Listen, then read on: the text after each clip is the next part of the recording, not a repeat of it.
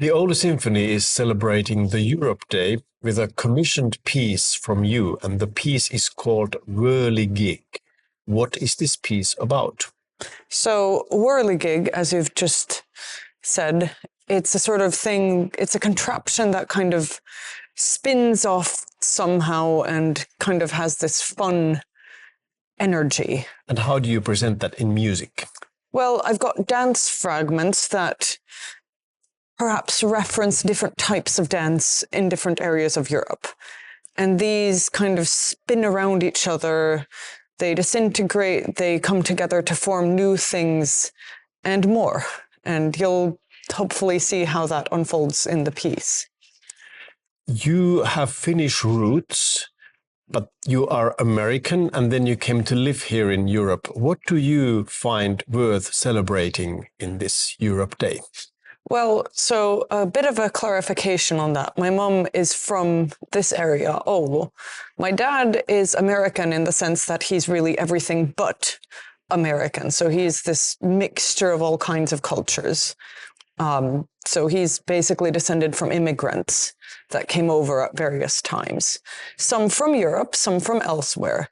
And also in terms of Europeanness, I came to study in the UK while it was still in the EU, but then Brexit unfolded while I was studying, and that made my life more complicated.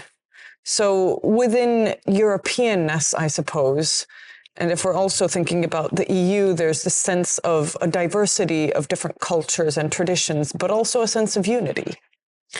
And is that exactly the thing you find worth mentioning, the diversity of Europe?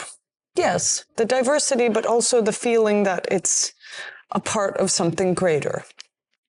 And you mentioned that in your piece you have folk dances from several different parts of Europe. Yeah, or alluding to different traditions. I mean, something that I also had in mind was the program surrounding my piece, which you've also got pieces from different European countries. You've got Mahler and you've got Dvorak.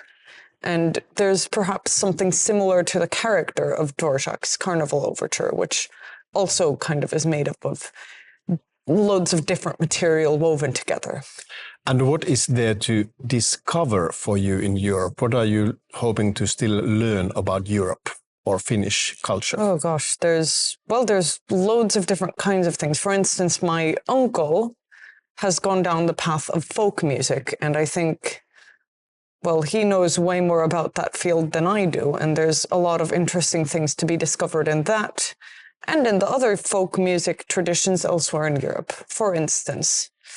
But in terms of the classical traditions, there's also loads and loads to be learned, and there's always new things I have yet to discover.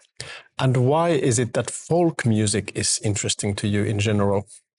Well, there's this interaction between the folk music and the cultures that it's a part of.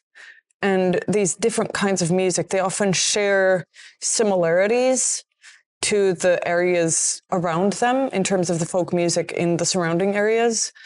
But there's also idiosyncrasies, like specific types of rhythms, specific types of singing techniques, for instance, particular instruments that are specific to, say, a given region, that type of thing.